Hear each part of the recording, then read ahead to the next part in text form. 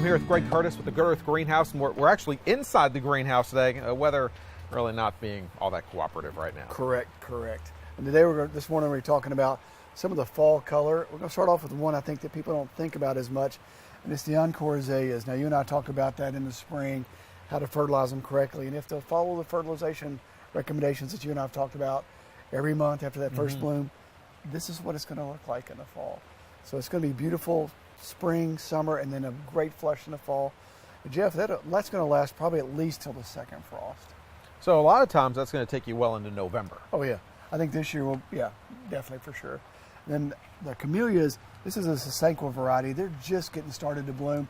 It's one of the varieties that starts usually late October, early November. You're getting about 12 weeks worth of bloom out of this. It's an evergreen, so it's going to look beautiful when there's nothing else out there in the yard. And then got the beautyberry over here. This is going to take a couple frosts before it really starts to show how beautiful it is. The berries are just starting to swell up. So once the leaves turn orange, kind of reddish, fall off, when the berries swell up, they're going to last most of the time till next spring, till the waxwings come along. We've had a few cool nights, which has been I've enjoyed, and it's made the Nandinas start to show their color as well for the fall. It's been kind of a rainy fall too. So anything that needs to be taken into account considering the amount of rain that we've had? I think one of the things, it's not about the shrubs, but it's about in the yard. There's still fungus out there, Jeff, and people have been bringing in even as late as last week.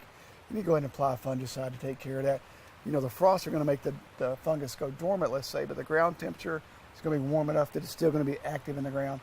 So you need to do that. And then, a couple segments from now, we're going to talk about what it looks like not to water in the winter and why you do need to keep water in the winter. So right now we're good except for the fungus on the plants, but stay tuned and we'll talk about that.